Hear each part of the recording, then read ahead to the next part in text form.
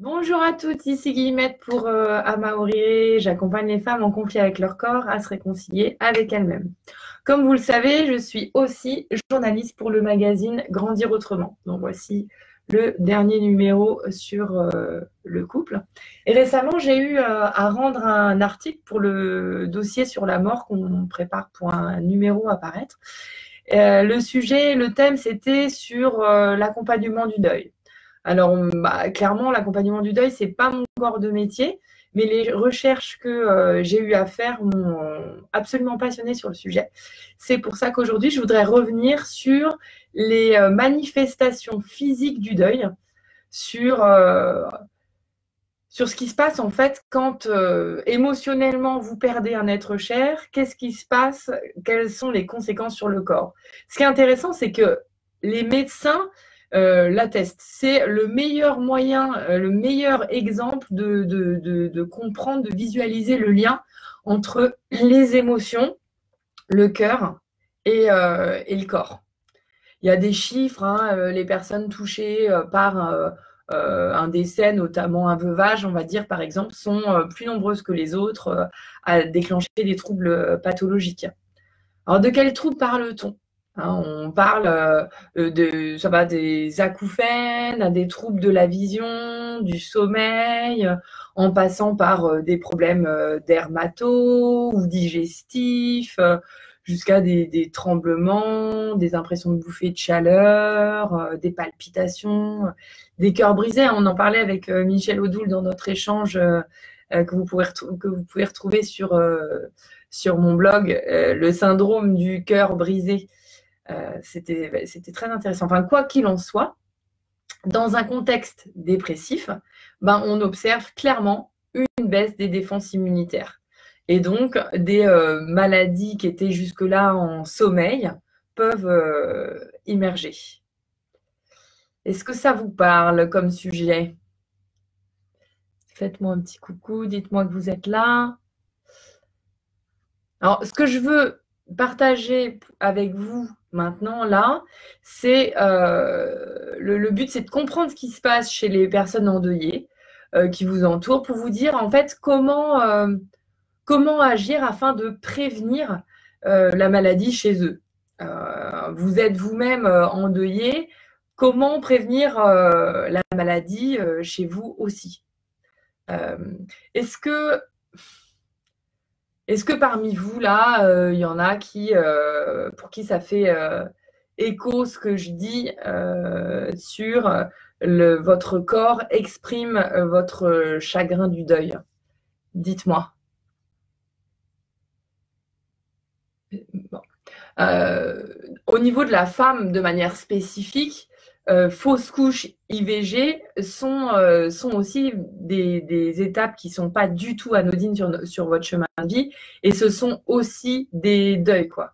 Et donc, en fait, peut-être qu'un processus de deuil est en cours en vous, vous ne comprenez pas ce qui se passe et que vous ne savez pas ce que vous pouvez faire pour changer d'état d'esprit. Donc, j'espère que les éléments que je vais vous apporter aujourd'hui vont pouvoir vous aider à mieux vous comprendre et mieux comprendre les personnes qui souffrent autour de vous. On distingue processus de deuil et travail de deuil. En fait, sur le processus, on n'a pas la main.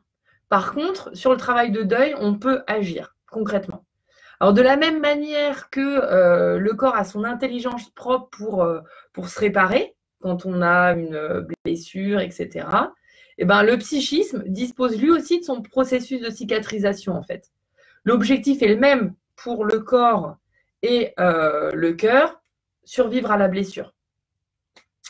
Alors, c'est ce processus de cicatrisation psychique, en fait, qu'on appelle le deuil. C'est comme une blessure corporelle.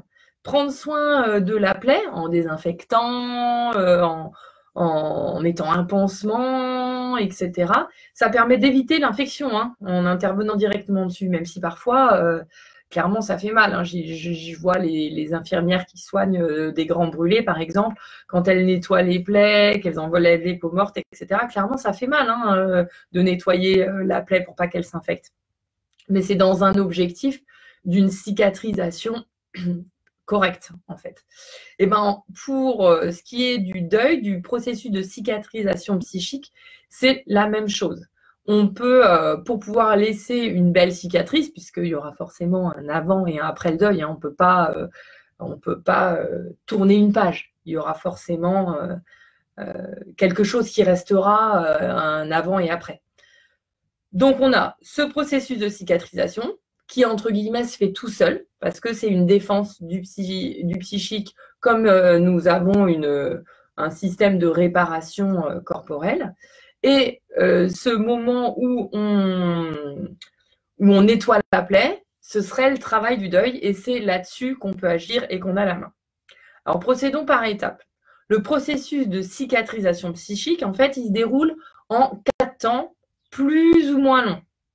Alors, cette question du temps, hein, entre le temps qui est posé par la société en disant « ouais, c'est bon, ça fait 1 an, tu peux passer à autre chose », ou alors on entend ça pour les fausses couches, oui, bon, tu as fait une fausse couche, mais enfin, tu as déjà un enfant, donc bon, c'est pas grave, bon, tu as pleuré, maintenant. Non, le temps, il est variable pour tout le monde, et ces 4 étapes, ces 4 temps de processus de cicatrisation psychique, il faut vraiment, pour que ça se passe bien, prendre le temps de les vivre pleinement sans s'enfermer, sans se taire. Bref, ces 4 étapes, je reviens dessus. Il y a la phase de choc, celle-là, vous la connaissez. Vous êtes un peu anesthésié, quoi. La deuxième étape, elle se déroule en 2 temps. Il y a 2 phases. Et elle peut durer plus d'1 année, déjà. Donc, la première phase, ce serait la phase de fuite. On a un emploi du temps surchargé, on est hyper actif, etc. On est très agité. Et il y a la phase de recherche aussi. C'est-à-dire qu'on essaye d'être en lien avec la personne disparue à tout prix par nos 5 sens, en essayant d'entendre sa voix, par exemple, s'il y a un message sur le répondeur, en regardant les photos, en sentant son odeur dans un vieux t-shirt sur un drap de lit, etc. Bref, ces 2 étapes-là, ces 2 phases-là de cette deuxième étape, elles sont importantes et elles durent déjà plus d'1 an. Donc, en moyenne. Donc, imaginez, on est déjà à 1 an et quelques mois. Donc, pour tous ceux qui disent bah, c'est bon, ta fausse couche, c'était il y a 6 mois, t'es gentil, on n'en parle plus, tu nous saoules. Il y a un processus de deuil qui n'est pas entendu, je dirais. Bonjour Karine, bonjour Emmanuel. Alors, la troisième étape, c'est la plus terrible, en fait. C'est vraiment la plus douloureuse.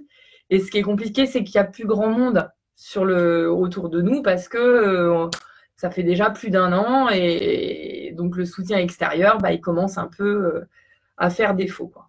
Cette étape, c'est celle du manque. C'est celle de la déstructuration, en fait. Tout ce qui avait été mis en place se casse la figure, ça ne tient pas. C'est comme une aggravation à forte tonalité dépressive, en fait. C'est un temps qui est incontournable. C'est une période de très, très grande fatigue pour le corps, mais c'est vraiment une énorme souffrance, quoi. C'est une profonde solitude qui peut durer plusieurs années. Et en fait, avoir la connaissance de cette étape, ça permet son anticipation déjà, et surtout de ne pas s'y figer. C'est-à-dire ça va passer forcément, de manière entre guillemets presque automatique. Le processus de cicatrisation psychique qui se fait. Et donc, pour celles qui sont coincées dans cette étape, laissez-vous le temps, mais ça va passer. C'est vraiment pas figé, quoi. La 4e étape, enfin, c'est celle de la redéfinition. C'est celle de la redéfinition de notre identité, de notre rapport aux autres, avec moins de colère. C'est vraiment un réajustement par rapport à la personne perdue, mais aussi par rapport à soi. On donne du sens à ce qu'on a vécu. Entre guillemets, on en fait quelque chose. Et voilà, c'est là, quand on est à cette étape-là, on sort. J'allais dire on sort du deuil, mais c'est pas ce que je veux dire, parce que on arrive à la fin du processus de deuil. Voilà. Sauf que ce processus de deuil, pour se faire correctement, de manière optimisée, pour que la plaie elle soit bien cicatrisée, etc., elle a besoin de témoins. Et la personne qui souffre, la personne endeuillée, elle a besoin d'être entendue, quoi. Donc, le travail de deuil, si on reprend l'analogie avec la cicatrisation d'une plaie, c'est vraiment prendre soin de la plaie. C'est là où vous pouvez agir pour les autres et pour vous-même. Ça, il relève en fait ce travail de deuil d'une décision de prendre soin de la plaie, quoi. Une décision volontaire pour accompagner le processus de cicatrisation. Alors, en fait, le processus de cicatrisation psychique que je vous ai cité, il est le même pour tout le monde. Qu'on ait conscience qu'on soit en train de vivre un deuil ou pas, le processus de cicatrisation psychique, il est le même. Par contre, ce qui diffère, c'est ce travail de deuil, quoi. Et ce travail de deuil, il va dépendre des caractéristiques de la personne endeuillée. Donc, ça va aller de son état de santé, de son état, de sa force vitale, de sa façon de vivre, de tout ce qu'elle a vécu avant, de ce que ça représente pour elle sur ce chemin de vie, etc. Mais ce qu'on peut relever, c'est que ce travail de deuil, lui aussi, pour lui aussi, il y a 4 étapes, en fait. La première étape, elle consiste à accepter la réalité du décès. Alors, on ne parle pas d'accepter le décès, parce que quel que soit l'âge de la personne décédée, pour l'endeuillé, c'est toujours inacceptable, cette perte, c'est toujours trop de souffrance. Mais c'est vraiment accepter la réalité du décès. C'est OK, elle est plus là, quoi. La deuxième, elle se focalise sur l'expression des émotions. Et là, c'est quelque chose de super important parce qu'il s'agit d'user la charge émotionnelle. Vraiment. Et c'est cette charge émotionnelle qu'on va retrouver dans le corps et qui va s'exprimer dans la maladie, dans vos symptômes, etc. Donc, usez-la, usez-la, usez-la. Comment on fait pour user cette charge émotionnelle ? Eh bien, surtout, on parle, on refait l'histoire, on raconte, on exprime, on écrit, on parle seul, en groupe, encore et on se dit pas, je vais saouler les gens avec mes histoires de fausses couches, etc. Non, ça a besoin de sortir. Surtout, tout ce que ne vous retenez pas, c'est cette charge émotionnelle qu'il faut libérer dans votre travail de deuil. La troisième tâche, c'est celle de la préservation du lien à la personne disparue, en fait. Donc, il s'agit d'honorer la personne disparue,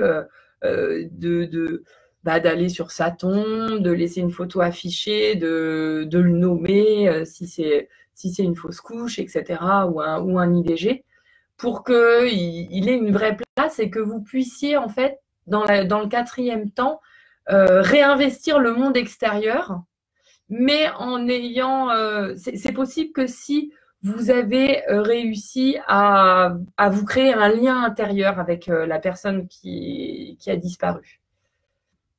Est-ce que ça vous parle, ce que je dis? Je vous écoute.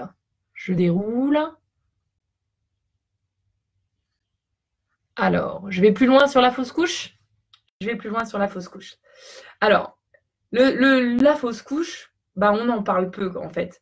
C'est même, je dirais, un peu tabou. Rien que par le fait que dans nos cultures, il ne faut surtout pas annoncer notre grossesse avant l'âge de 3 mois de gestation. Donc, si vous perdez le bébé dans ces 3 mois de gestation, comme personne ne savait que vous étiez enceinte, votre chagrin, vous le gardez.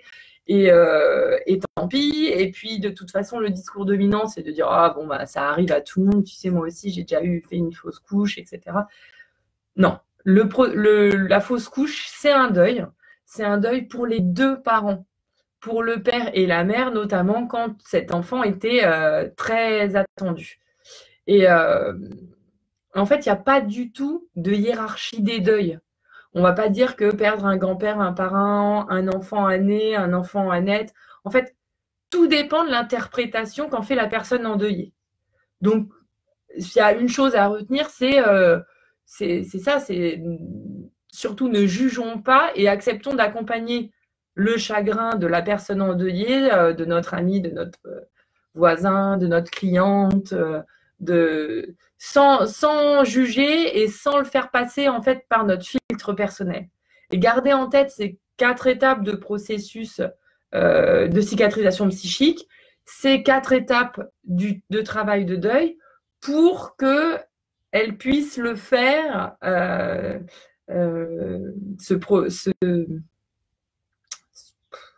ce travail de deuil, parce que c'est là-dessus qu'elle aura la main, de manière la plus sereine possible pour en faire, encore une fois, une belle cicatrice. Il faut qu'on fasse super gaffe à toutes les petites phrases qui sont censées consoler, mais qui en fait nient la réalité de ce que sont en train de vivre ces personnes qui souffrent, quoi. Donc une femme qui a fait une fausse couche, j'y reviens parce que je vois bien que je me perds, elles entrent automatiquement en fait dans le processus de cicatrisation psychique.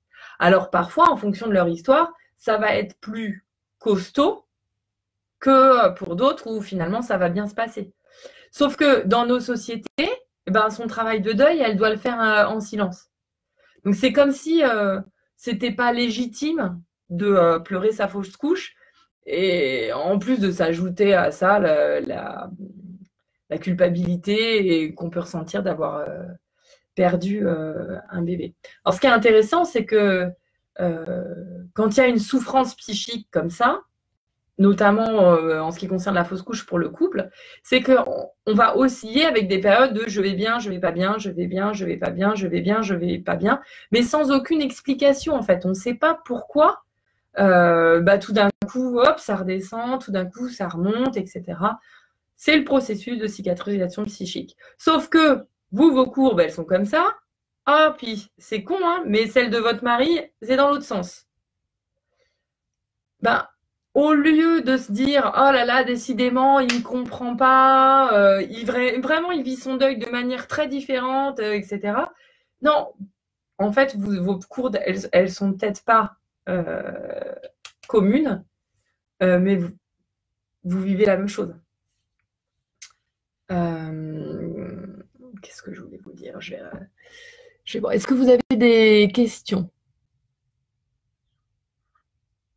Je vous écoute, je déroule. Donc, la maman qui a fait une fausse couche, elle rentre dans un processus de cicatrisation psychique comme je vous ai décrit. Et ça ne se parle pas. Ça ne se parle pas, ça veut dire que la charge émotionnelle, elle n'est pas usée. Ça veut dire que ça veut dire que ça s'infecte en fait, si on reprend l'image sur le corps. Si vous avez vécu une fausse couche, franchement, j'ai qu'une seule chose à vous dire, c'est de vous autoriser à faire ce travail de deuil. Donnez-vous le temps, c'est long, c'est normal. Je vous invite pour les autres à changer de regard sur les fausses couches de vos amis, de vos sœurs, de vos voisines. Elles ont besoin de temps, mais elles ont surtout besoin d'être respectées dans chacune de leurs étapes de deuil. Elles ont besoin d'être écoutées encore et encore pour user la charge émotionnelle. Parce que qu'est-ce qui se passe en fait en absence de travail de deuil? On peut rester bloqué. On est en stand-by. C'est comme s'il n'y avait pas de place pour un autre enfant, par exemple. Parmi mes clientes, il y en a qui viennent me voir pour des questions des problèmes de fertilité en me disant moi j'aimerais bien avoir un autre enfant, mais je fais fausse couche sur fausse couche. Ok, avant d'envisager un accompagnement en naturo, etc., d'aller voir de près comment fonctionne cette personne en termes d'équilibre énergétique, etc., on va déjà regarder où elle en est en termes de processus de deuil. Qu'est-ce que tu as fait par rapport à tes fausses couches? Est-ce que tu as symbolisé, tu les as fait exister? Est-ce que tu as parlé ton chagrin? Raconte, c'était comment ces fausses couches? Parce qu'il faut user la charge émotionnelle. Alors ouais, pour ceux qui sont à côté, les praticiens de santé, les voisins, etc., c'est chiant d'écouter plein de fois la même histoire et tout. Mais honnêtement, vous faites cadeau formidable à votre entourage parce que vous leur permettez de se libérer de cette charge émotionnelle qui va les intoxiquer. C'est vraiment ça. Au bout d'un moment, ça va les intoxiquer. Et si vous voulez pouvoir avoir en tête un autre projet, pour celles qui ont fait des fausses couches, pour avoir de la place pour un autre enfant, bah, il faut passer par ces 4 étapes de deuil en termes de processus et en termes de travail de deuil. Bon, alors effectivement, si je parle du corps en deuil, je peux aussi ajouter, en intro, je l'avais dit, que comme les défenses immunitaires sont très très basses, il faut que vous fassiez attention à la manière dont vous vous alimentez, à la manière dont au sommeil, que vous supplémentiez en vitamines, en minéraux, qu'on limite les drogues, l'alcool, etc. Parce que très clairement, en plus de cette charge émotionnelle qui est susceptible de vous intoxiquer, il y a une fatigue immense. Et donc, il faut pouvoir se faire soutenir. Voilà ce que je voulais ajouter. Est-ce que vous avez des questions? Très bien. Bah, écoutez, si vous traversez un deuil, prenez bien soin de vous. N'hésitez pas à vous faire accompagner. Ne restez pas seul. Rejoignez des associations, des groupes de parole. Écrivez, parlez. C'est ce que je voulais vous conseiller aujourd'hui. Et si ça a des conséquences sur votre corps et que vous voulez qu'on en parle de manière un petit peu plus précise en tête-à-tête, que vous voulez me raconter ce qui se passe pour vous, n'hésitez pas à réserver une séance de découverte. Les formulaires sont sur mon site.